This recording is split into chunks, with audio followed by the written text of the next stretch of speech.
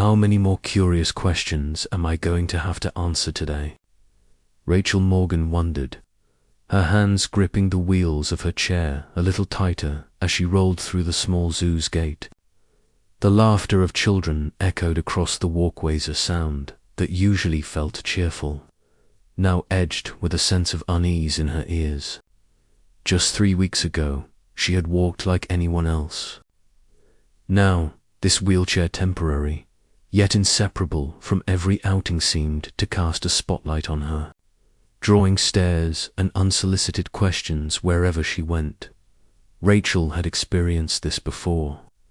Kids stopping her just to satisfy their curiosity, adults sneaking glances tinged with pity.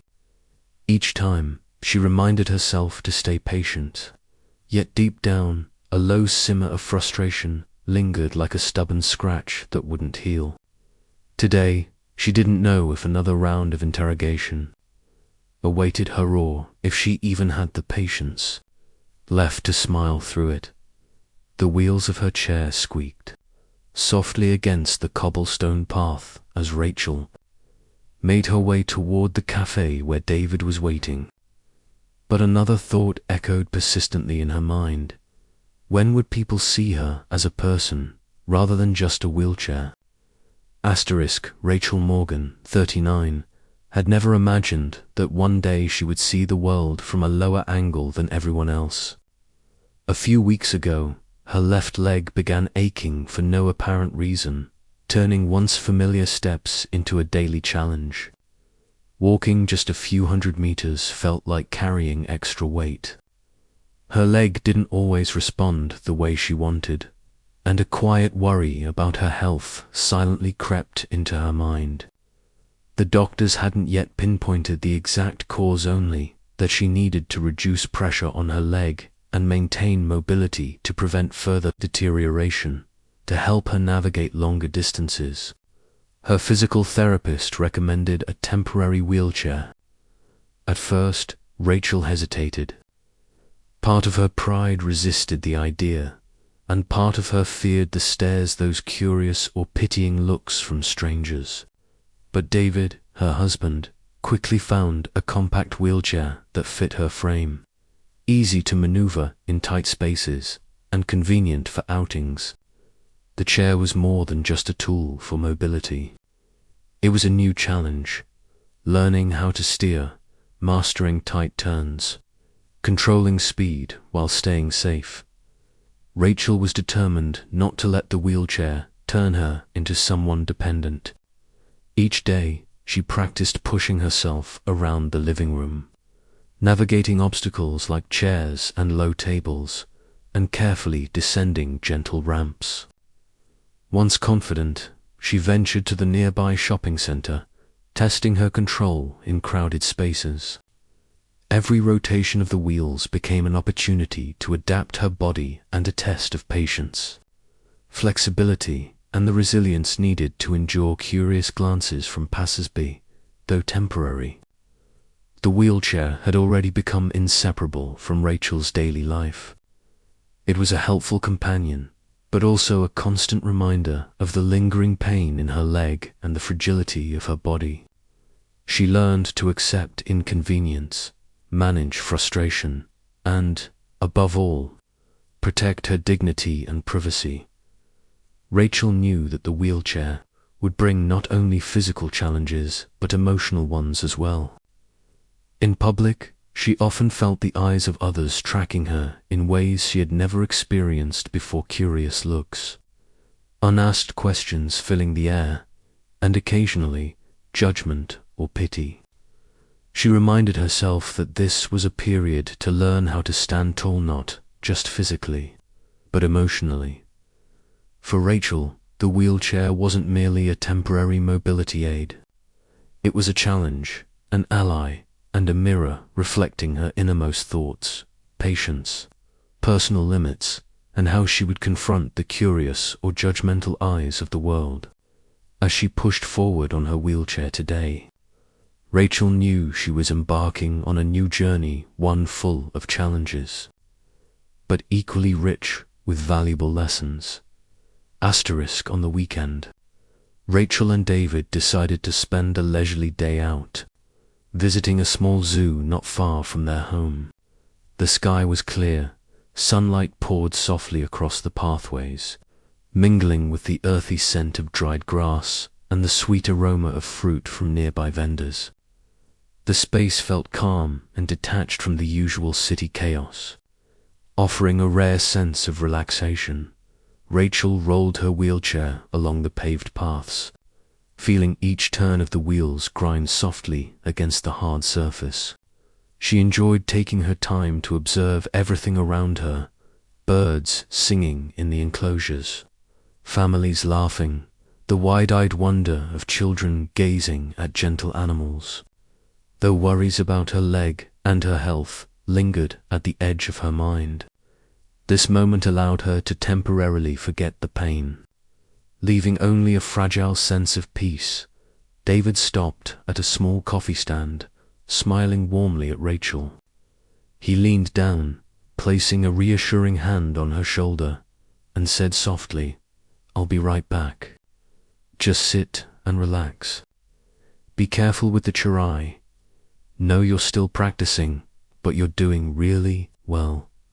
The concern and trust in his gaze grounded Rachel, giving her a sense of security she desperately needed. That small gesture reminded her that she wasn't alone in facing these challenges.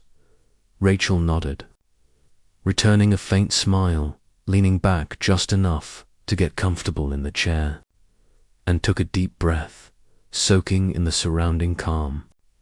She watched people pass by, a few couples, a group of students, parents juggling kids and strollers. Everything seemed ordinary, peaceful, until a young boy's gaze landed on her wheelchair, wide-eyed and brimming with unrestrained curiosity. The wheels squeaked gently against the cobblestones as Rachel quietly reminded herself to remain calm, not letting any curious glance or question disturb this rare moment of serenity. But deep down, she knew curiosity from children was unavoidable, and when David returned with 2 cups of coffee, his warm eyes and gentle smile reminded her once more that no matter how inquisitive or judgmental the world might be, she had a steadfast anchor right beside her. That afternoon, Rachel sipped the coffee David had brought her, eyes following the steady flow of visitors wandering through the small zoo. The sun filtered softly through the trees, casting golden patterns across the brick paths. Rachel had almost forgotten the ache in her leg, enjoying the quiet rhythm of the day, until a small shadow appeared at the edge of her vision. A young boy, perhaps 7 years old, approached cautiously, his hand lightly gripping his father's sleeve. He stopped a few feet away, eyes wide and shining with curiosity, fixed on Rachel's wheelchair. There was no malice in his gaze, no teasing, just the pure, unfiltered wonder of a child encountering something new. "Excuse me, why are you sitting in that?" the boy asked, voice clear and unhurried, tinged with genuine curiosity. Rachel inclined her head slightly, offering a warm, patient smile. She exhaled slowly, steadying herself. "Sometimes someone's leg doesn't work like it's supposed to," she said softly, keeping the explanation simple, enough to satisfy curiosity without overwhelming details. The boy frowned slightly, tilting his head. "Does it hurt? Does it?" "Hurt a lot." Rachel looked into his eyes and saw only interest, an earnest desire to understand. She felt a small warmth bloom in her chest. The boy wanted to learn. He wasn't judging, mocking, or pitying her. In that moment, Rachel realized that not all attention or questions carried negativity.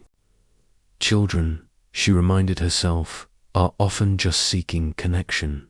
"Yes, sometimes it hurts a little," she explained, her voice calm, "so I use this chair to move around more easily.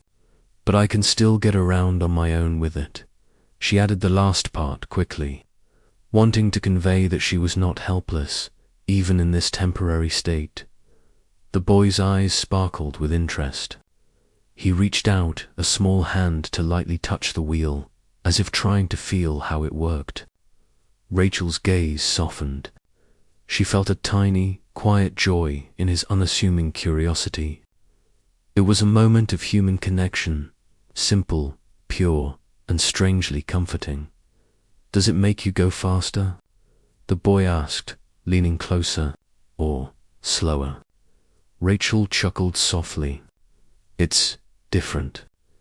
I can move quickly, but I have to be careful not to tip over." She paused, letting the words sink in. The child nodded, absorbing the information with the seriousness only a child could muster. The boy's curiosity didn't stop there. He asked about the turning of the wheels, the brakes, even the little sounds the chair made when she changed direction. Each question was innocent, curious, and sincere. And Rachel found herself smiling more and more with each one. She realized something subtle, yet profound. Not all attention needed to be feared. Not all questions needed to be defensive. Sometimes, someone simply wants to understand. And sometimes, as in this moment, that simple curiosity can be soothing rather than stressful. The sunlight caught the edges of Rachel's hair, the soft rustle of birds in the nearby trees mingling with the distant hum of the zoo. She took a deep breath, allowing herself to fully settle into the moment. Her heartbeat slowed, her shoulders relaxed, and she felt a rare sense of peace. The boy's wide, inquisitive eyes reminded her of a small truth she often forgot. Kindness and genuine curiosity can exist in the simplest encounters. Rachel watched as he asked one more question, his voice tentative, almost shy. "Do people ever look at you funny?" She considered her answer carefully, realizing the boy wasn't trying to be mean, just trying to make sense of something unfamiliar. She smiled gently, reassuring him, "Sometimes, maybe. But that's okay. People are curious, and that's natural. I've learned to just focus on what matters to me." The boy nodded slowly, seemingly satisfied, and Rachel felt a tiny, quiet pride. She had handled this encounter with patience and grace, protecting her boundaries while offering understanding. She realized that moments like these, moments of connection and innocence, were not only tolerable but healing. The sun continued its slow descent, casting long shadows across the pathway. Rachel let her gaze drift over the zoo, taking in the families, the animals, the gentle laughter around her. She thought of David nearby, supportive and steady, and felt a calm certainty that, despite the challenges ahead, she could face them with patience, resilience, and quiet confidence. For a brief, golden moment, Rachel let herself believe that maybe, just maybe, the world could be approached not as a place of judgment, but as a space where genuine curiosity could be met with grace and, perhaps even joy. Part 4. Rachel's Emotions and Choices, extended, English version, at first. Rachel Morgan tried to remain patient, speaking softly, almost whispering as if the gentle tone could shield her from the weight of curiosity. "Sometimes, someone's legs just don't work the way they should," she explained. It was a brief answer, yet enough for the boy to understand. His wide, innocent eyes, filled with curiosity, brought a small warmth to her chest, a tiny reminder that not every gaze or question carried judgment or malice. For a moment, Rachel allowed herself a fleeting smile. The boy's attention was not cruel or mocking. It was pure, childlike curiosity, simple and untainted. She felt a small pulse of reassurance, not every eye watching her, Not every question asked of her carried harm, but the brief tranquility shattered almost instantly. The questions began coming faster, a relentless stream, and Rachel felt the pressure mount. The boy, his tone still innocent, asked without pause, "Does it hurt? You can't walk anymore. Do you take a lot of medicine? Does this wheelchair make you faster? Do people stare at you? Are you afraid someone will laugh? Why don't you walk like everyone else? Are you sad?"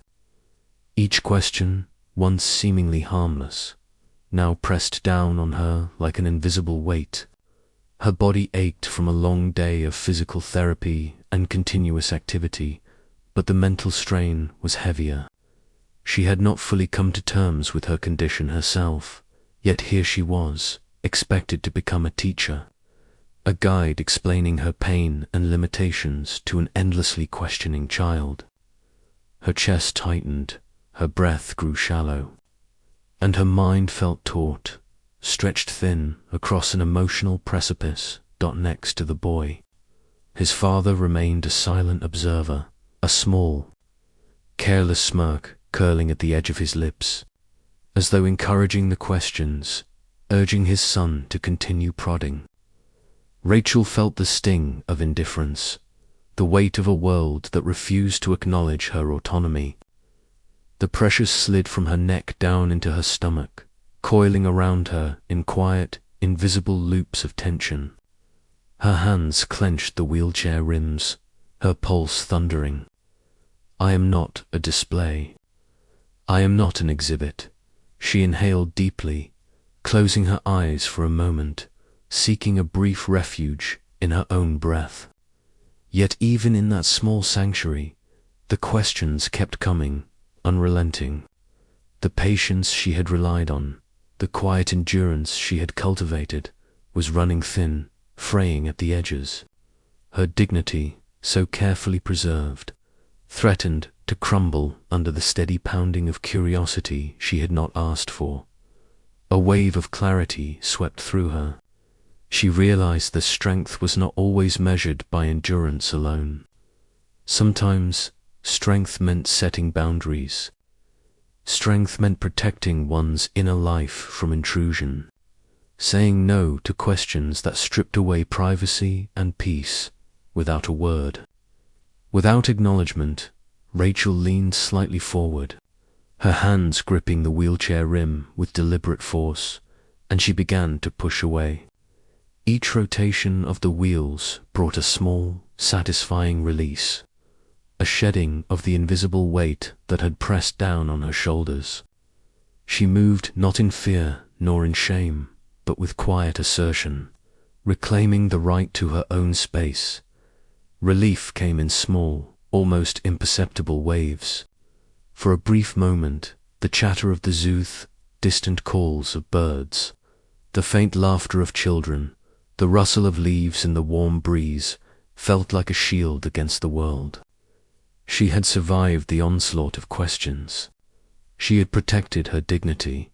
Reaching a quieter corner, Rachel pulled out her phone and sent her location to David. Her hands, trembling slightly from the tension, tapped the screen with purpose. "He'll be here soon. I'll be safe soon." Each swipe and tap was an act of self-preservation, a reaffirmation that she was entitled to boundaries, to control over her own presence in the world. For a moment, the sunlight felt gentle on her face. She allowed herself a deep breath, savoring the calm, the small reprieve that came from taking control. She had asserted her autonomy. She had defended her privacy. She could finally, if only for a few minutes, feel human again, and not a subject of scrutiny. And then came the laughter, high-pitched, gleeful, echoing from behind her. "Come on, let's chase her." Rachel's head snapped round. The boy from earlier was now running, with several friends trailing him, all of them grinning with mischievous excitement. They closed the distance quickly, small legs pumping like they had endless energy. Before she could move, they had surrounded her wheelchair, their playful voices circling her like a storm. The laughter hit her ears, sharp and unyielding. What had been curiosity now felt like ridicule. Rachel's chest tightened, and her stomach knotted as humiliation and helplessness surged. The small relief she had just carved out evaporated. "Look at her go," one shouted. "Her wheels are funny." Another giggled. "She moves slower than a turtle." A third chimed in. Rachel tried to push forward, to escape, but the swarm of energy around her made it almost impossible. The wheelchair became a tether, binding her to their chaotic enthusiasm, forcing her to halt again and again. The sound of their laughter, the teasing words, pierced her like needles. Memories of past encounters surfaced, sideways glances in supermarkets, whispered remarks on crowded sidewalks, the invisible weight of judgment carried silently for years. The children's innocent cruelty reopened old wounds, and Rachel felt herself shrinking under the gaze of the unthinking world. She gripped the wheelchair rims tighter, knuckles whitening. Her breaths came in short, uneven gasps as tears pricked her eyes. She wanted to vanish, to disappear entirely, to escape the relentless attention. But the wheels beneath her reminded her of the impossibility of a quick exit, each rotation slow, tethered to reality, tethered to scrutiny. Why me? Why now? Why must this always happen when all I want is to live my life in peace? The questions echoed in her mind, unanswered, heavy, unyielding. The sunlight, once gentle and warming, now felt harsh. The ambient sounds of the zuther birds, the wind, the distant chatter of families faded into a dull roar, replaced by the high-pitched echoes of teasing and laughter. Rachel's sense of calm, the small island she had carved, felt miles away, unreachable. And then, as if by providence, a familiar voice broke through the cacophony. "Rachel." David was there, carrying the 2 cups of coffee he had promised. His presence was steady, grounding. In one swift motion, he maneuvered alongside her, and with gentle hands, he guided the wheelchair away from the encircling children. The shift was immediate. The laughter faded behind them, replaced by the steady rhythm of wheels on pavement. Relief mingled with lingering fear, and Rachel allowed herself a shaky, deep breath. David's presence reminded her that even in moments of chaos, there could be anchors. Even in the swirl of curiosity, mockery, and judgment, there was love, concern, and safety. She realized, painfully yet clearly, that strength wasn't just enduring hardship, was knowing when to step back, when to accept help, and when to reclaim space for oneself. The laughter and chatter of the children hit Rachel like a sudden storm, unexpected and unrelenting. Each comment, each teasing word, pierced through the fragile shield of composure she had just begun to build. Look at her. She's in a wheelchair. So funny. Her chair is tiny, like a toy car. She wobbles so weird when she moves. Hurry up. You won't make it. Haha, look at her bend down like that. She's so slow, like a turtle. Her wheels are just so strange. A sudden wave of fear and embarrassment surged through Rachel, surrounding her from all directions. She pushed at the wheelchair with tense, trembling arms, desperate to escape the circle of teasing energy. But the children were fast, nimble, and relentless. They chased her, tugged lightly at the wheels, and mimicked her every motion with gleeful laughter. Rachel's heart raced. Her muscles tightened, her shoulders pulled up as though trying to shield herself from the assault. The laughter and mockery drilled into her mind, each word amplifying her sense of isolation. For a moment, the world narrowed to the cruel sound of youthful voices, the chaotic motion of small bodies darting around her wheelchair, and the unyielding pressure of being stared at. She felt trapped in an invisible circle, immobilized not by physical pain, but by the crushing weight of judgment and exposure. Tears welled in her eyes. She bowed her head slightly, gripping the rims of the wheelchair so hard that her knuckles whitened. She wanted to vanish, to disappear entirely, but the tiny space around her did not allow it. The children circled closer, laughing and imitating every movement. Oblivious to the fear and vulnerability they were provoking, her chest tightened and a lump formed in her throat as a hot, choking mix of humiliation and helplessness surged through her. Memories of past moments of scrutiny flashed before her eyes. Sideways glances in grocery stores, whispered remarks on crowded streets, the subtle but piercing stares of strangers. All these old wounds fused with the present, intensifying the emotional storm. Rachel felt the raw sting of being othered, being watched, being scrutinized, as if her very existence had become a public spectacle. She wanted to cry out, to scream, to release the tension, but the world pressed in too tightly. The children's voices swirled around her like an inescapable hurricane. Each peal of laughter and mocking shout carved deeper into her chest, threatening to break her composure entirely. Through the haze of fear, she recognized the truth about her own reactions, the tears streaming down her face, the trembling hands, the rush of panic. They were not signs of weakness. They were a human response to being threatened, ridiculed, and cornered. Crying was not surrender. It was a release.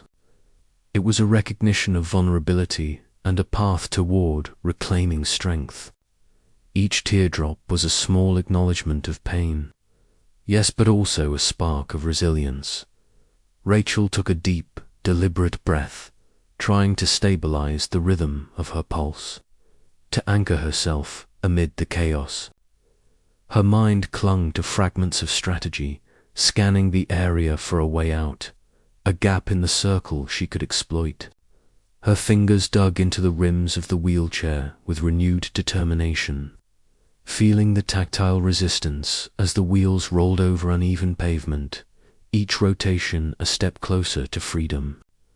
Even the smallest movement felt significant proof that she still had agency, that she could still protect herself, even in increments as small as a few inches of motion.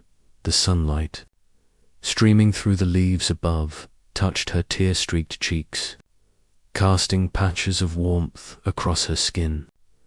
It was almost a reminder that the world contained beauty, even amid the chaos, and that she was not entirely alone. Somewhere beyond the laughter and teasing, there existed order, kindness, and protection, a fact she clung to with desperate intensity. David had not arrived yet, and Rachel understood that for the moment she could rely only on herself. Every careful push of the wheelchair, every turn of the wheels along the stone pavement, became an act of defiance, a reclaiming of personal space, a declaration of her right to move through the world unharassed. Each small gain, each extra inch she carved out from the circle of children, fueled her determination. Her thoughts flickered between fear and hope. Fear of continued exposure, of humiliation, of being different. Hope that she could endure, that she could escape the immediate danger, that safety and support were nearby. She focused on the sensation of movement beneath her hands, the way the rims responded to her grip, the rhythmic rotation of the wheels. Each rotation was a step back toward control, a step toward dignity, she realized, with the clarity that comes only in moments of crisis, that fear and sadness were not failures. They were the raw material from which strength could be forged. Recognizing and experiencing them fully allowed her to reclaim her autonomy, even in a small, imperfect way. Crying did not weaken her. It renewed her. The trembling of her hands did not signal defeat. It signaled resistance. The shadows shifted as the sun moved westward, dappling the pavement with patterns of light and dark. Rachel focused on those patterns, letting her gaze track the movement of sunlight across the stones as a meditative anchor. Each careful push forward was an act of mindfulness, a tether to the present that prevented panic from consuming her entirely. And then, as if by providence, she heard the sound of another presence cutting through the noise. A voice, familiar, solid, steady. Rachel. David appeared, moving swiftly but carefully, coffee in hand. His presence was immediate relief, a lifeline thrown across the storm of her anxiety. With gentle hands, he maneuvered alongside her wheelchair, guiding her away from the encircling children. His calmness infused the space around her, creating a buffer between chaos and serenity. The children's laughter faded into the background, replaced by the soothing rhythm of movement on pavement, the solid click of wheelchair wheels on stone. Rachel exhaled deeply, finally allowing herself to release some of the tension. She felt the first true breath of freedom since the ordeal had begun. David's hand rested briefly on her shoulder, grounding, reassuring, unspoken in its message. You are safe.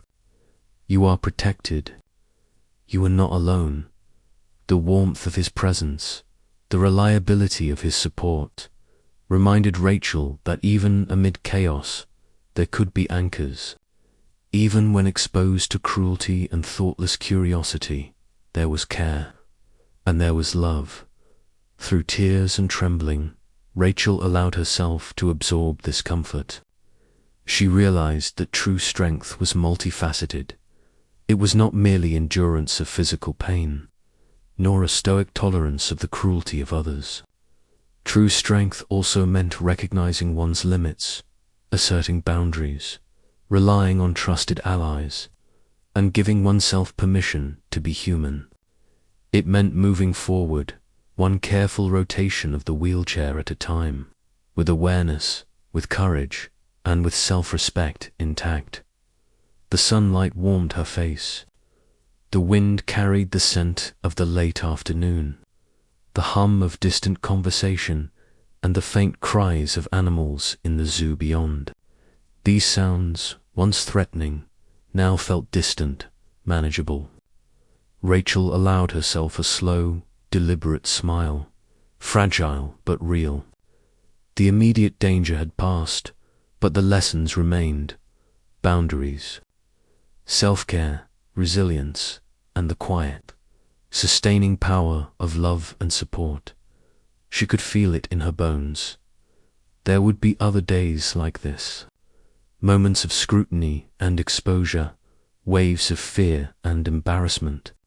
But she also knew that she had the tools to navigate them, the strength to push forward, the clarity to recognize when to step back, and the courage to assert herself, even in small, incremental ways. Each gentle push of the wheelchair was a reaffirmation of her right to exist in peace, her right to navigate the world on her own terms. David glanced down at her, eyes warm, voice soft. "Are you okay?" Rachel nodded, a tear slipping unnoticed from the corner of her eye. For the first time in what felt like hours, she felt a tiny spark of safety, a fragile ember of empowerment flickering inside her chest. She understood, finally, that even in moments of vulnerability, she could reclaim control. She could move forward, protected, supported, and resilient. The sun continued to dip lower, casting long shadows over the paths.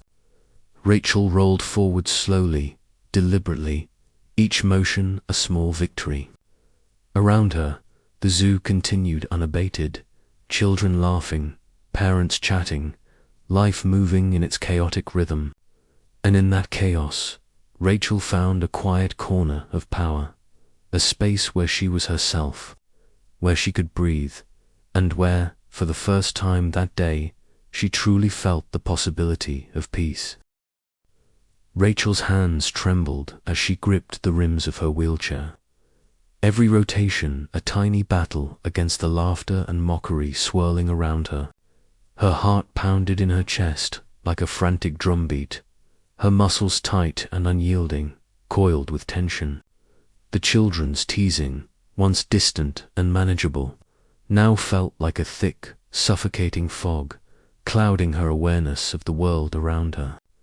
Each mocking word seemed to burrow deeper into her chest, amplifying the sharp sting of humiliation and the gnawing ache of vulnerability. Look at her go. She's so slow. Her chair is tiny, like a toy. Ha ha ha, she wobbles like a jelly. Rachel's instinct was to push forward, to escape the circle of laughter and ridicule. Yet the children darted around her with unnerving agility. Every attempt to maneuver the wheelchair felt thwarted by their nimbleness and persistent curiosity. She could feel the weight of every stare, every pointed finger, every giggle pressed into her mind, and a visceral, almost primal sense of helplessness swept over her. Then, through the cacophony of youthful voices, Rachel caught sight of movement of figure cutting through the crowd with purposeful determination. It was David. He came toward her, 2 coffee cups in hand, eyes locked immediately on her. He didn't pause, didn't hesitate. The very sight of him ignited a flicker of relief deep in her chest, a lifeline in the storm. "Rachel," he called, his voice low but firm, grounding in its certainty. "Are you okay?" "I'm here. You're safe." The words washed over her like a wave, and for the first time in minutes, her shoulders loosened ever so slightly. David reached her quickly, his hand gently resting on the rim of the wheelchair. His presence alone seemed to carve a protective bubble around her, separating her from the relentless teasing. Rachel exhaled shakily, trying to steady her ragged breath. Thank you," she whispered, her voice barely audible, still trembling. I'm still scared." David didn't respond with words at first. Instead, he simply closed the gap between them, positioning himself as a buffer, a shield. One hand held hers, the other gently guiding the wheelchair forward. "I know, it's okay. We're getting out of here. Just focus on me," he said, steady and unwavering. With his support, Rachel felt a small but profound shift. The oppressive cloud of fear and humiliation didn't disappear, instantly it lingered. Stubborn and insistent, but she could feel the edge of it dulling as David's calm, unwavering presence steadied her. For the first time that afternoon, the mockery felt less like an unassailable storm and more like a distant echo, fading behind the shield of care and protection surrounding her as they rolled away from the crowd. Rachel drew in a deep breath, feeling the afternoon sunlight hit her tear-streaked face. The warmth on her skin reminded her of the world beyond the immediate turmoil. The sun still shone. The air still carried the faint scent of grass and blooming flowers. The distant laughter of other children seemed softer now, less threatening. She realized that strength wasn't only about enduring cruelty or hiding pain. It was also about recognizing when to seek help, when to step back, and when to reclaim one's own peace. David kept his pace steady, talking in soft, gentle tones to ease her tension. "We're almost clear," he said. "Just a few more steps, and we're safe. You did really well, Rachel. I'm proud of you." Each word was like a small anchor, grounding her, helping her rebuild her composure.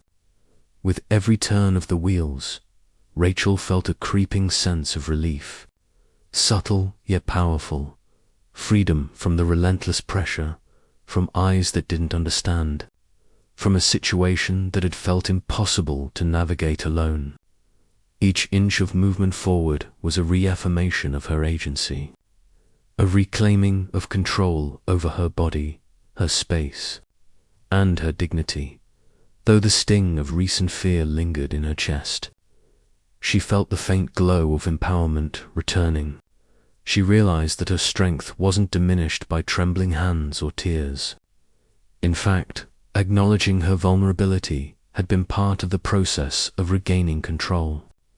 She could let herself feel fear, sadness, or frustration, then still move forward, still claim her space and her right to exist without judgment. They reached a quieter corner, away from the lingering echoes of childish mockery. David kept his hand on her shoulder, reassuring and steady. Rachel allowed herself to lean slightly into his support, the tension in her body gradually ebbing. She could hear the distant chatter of families, the rustle of leaves, and the faint, comforting hum of life continuing around them. In that moment, she recognized the beauty of balance. The world could be harsh, and curiosity could be cruel, but there was also kindness, stability, and love to hold on to. "Thank you, David," she whispered again, her voice stronger this time. I felt so trapped." "You weren't alone," he said softly. "And you never will be. We'll always face it together." Rachel allowed herself a small, hesitant smile. She felt her pulse slow, her breathing return to a more even rhythm, and a fragile peace settle over her. She realized that courage didn't always mean facing every challenge alone. Sometimes it meant allowing someone you trusted to walk beside you, to share the burden and to help carry it. The sunlight shifted with the afternoon, painting long, golden streaks across the pavement. Each rotation of the wheelchair wheels felt like a reclamation of space, a reminder that even amid vulnerability and fear, Rachel could assert control and move forward. David's presence was a steadying constant, a reminder that she didn't have to bear the weight of the world or the judgments of strangers alone. In his calm reassurance, she found a mirror for the strength she had within herself, a quiet, unspoken confidence that, though the world could be challenging and cruel, she was capable, resilient, and worthy of protection and respect. Rachel inhaled deeply, feeling the warmth of the late afternoon sun and the gentle breeze on her face. She allowed herself to be present, to acknowledge both the pain she had endured and the safety she now felt. Tears still lingered, but they no longer weighed her down. They were a testament to endurance, an acknowledgement of her humanity, and a prelude to empowerment, with David by her side, guiding, protecting, and comforting. Rachel realized that strength was not solely about endurance, it was about discernment, self-respect, and the wisdom to seek and accept help when it was available. Her heart still beat with the remnants of fear, but now, intertwined with it, was a sense of security and hope. She rolled forward slowly, each push of the wheelchair a reminder of her autonomy, each gentle word from David a balm for her frayed nerves.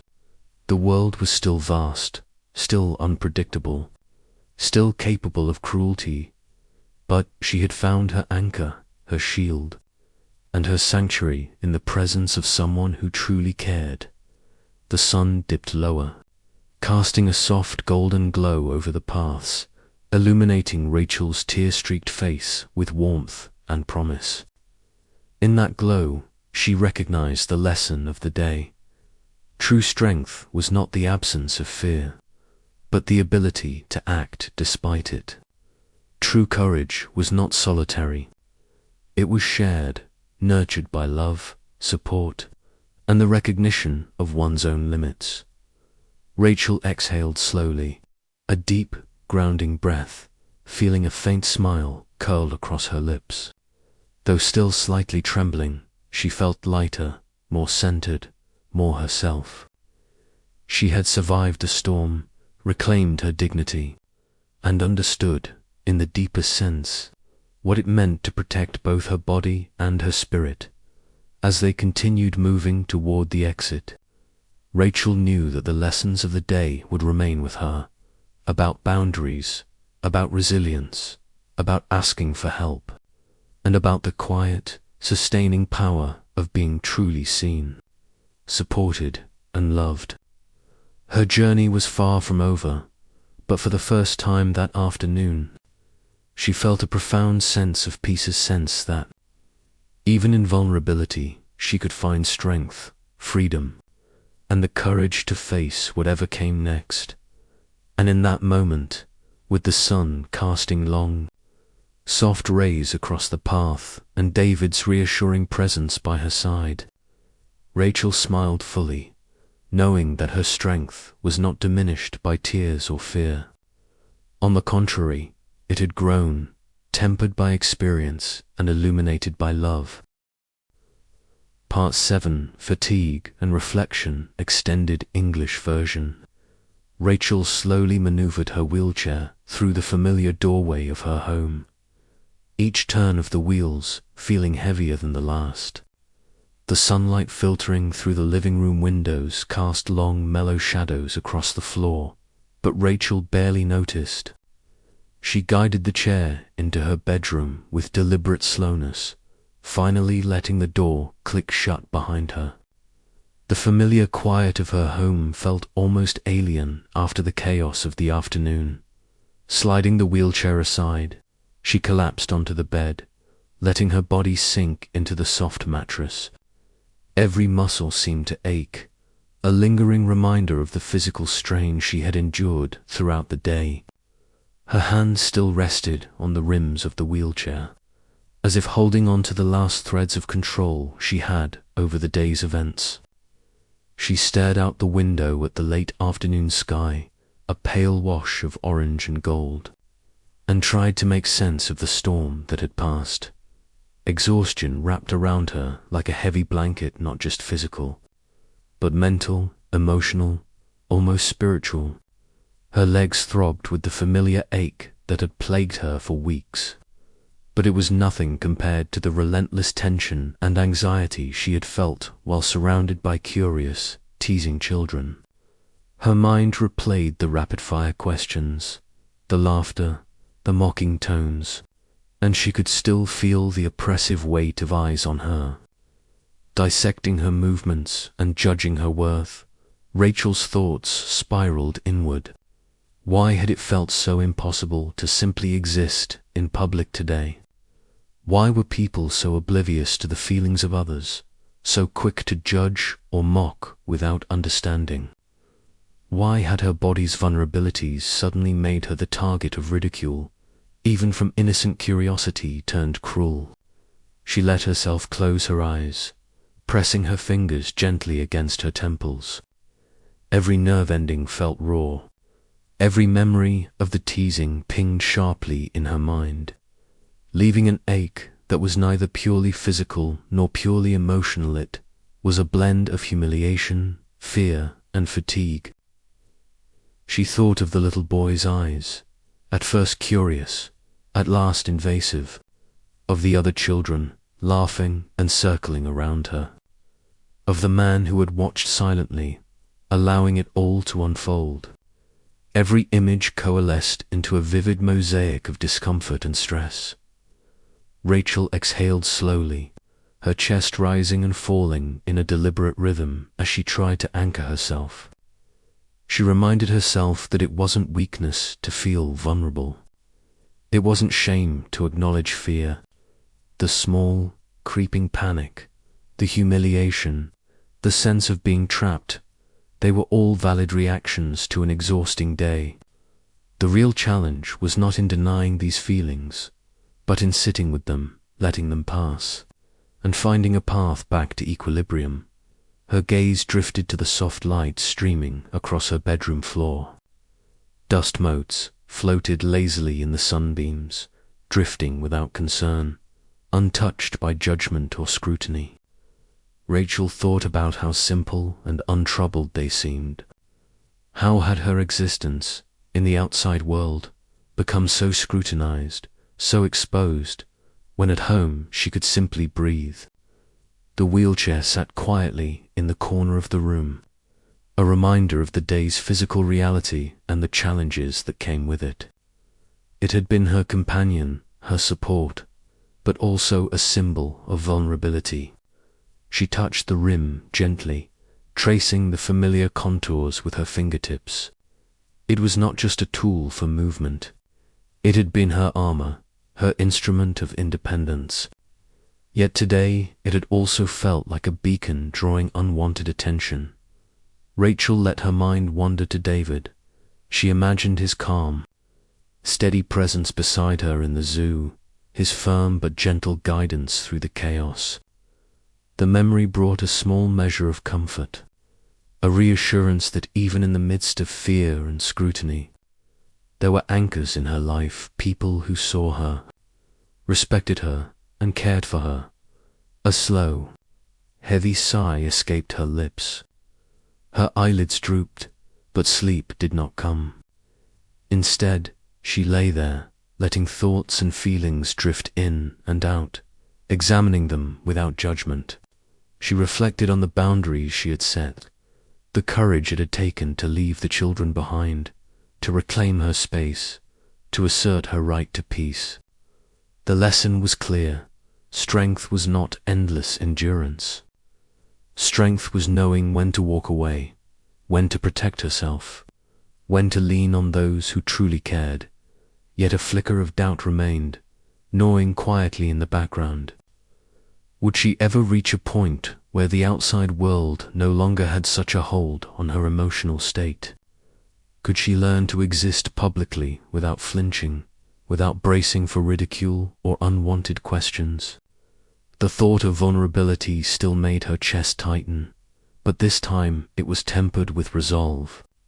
She had survived today, and though the day had left its marks, she was still upright, still breathing, still moving forward. The room grew quiet, the golden light fading into the soft shadow of early evening. Rachel felt the weight of the day settle into her bones. She allowed herself to simply exist in that space, tired, bruised in spirit, but reflective and aware. There was a strange kind of serenity in this acknowledgement of limits, in the gentle acceptance of her humanity. At last, she closed her eyes fully, letting herself drift toward rest, not as an escape, but as a necessary pause to regain strength. She reminded herself that being exhausted, emotionally and physically, did not make her fragile. It made her human, and human strength was measured not by the absence of fear, but by the courage to confront it, to rest when needed, and to rise again. Rachel's thoughts lingered on the day's lessons, the importance of boundaries, the need for self-compassion, the recognition that support was not weakness. Even as fatigue pressed heavily upon her, she felt the quiet stirrings of resilience deep within. Tomorrow would bring new challenges, new questions, and perhaps new moments of scrutiny, but she would face them equipped not only with a wheelchair and David's unwavering support, but also with a deeper understanding of her own strength and the right to protect her spirit. The room darkened gradually, the last traces of sunlight slipping away. Rachel lay still, her body and mind slowly unwinding from the tension of the day. She let herself feel the exhaustion fully, allowing it to saturate every fiber, knowing that rest was a necessary part of recovery, not only of her body but of her heart and mind. In that quiet space, Rachel made a silent vow to herself. She would continue to navigate the world with dignity, to acknowledge fear without being defined by it, to honor her own limits, and to seek comfort in those who offered genuine care. Today had tested her, stretched her, and left her weary, but it had also strengthened her understanding of what it meant to protect oneself, to recover, and to continue moving forward. As night descended, Rachel's thoughts softened, and a tentative peace settled over her. The weight of the day lingered, but it no longer suffocated her. She had endured, she had reflected, and she had reclaimed a measure of control over her emotions. In the quiet, in the dim glow of the evening sky through her window, Rachel allowed herself to rest, knowing that tomorrow, though the world might still be challenging, she would face it with renewed awareness, compassion for herself, and an ever-deepening sense of inner strength.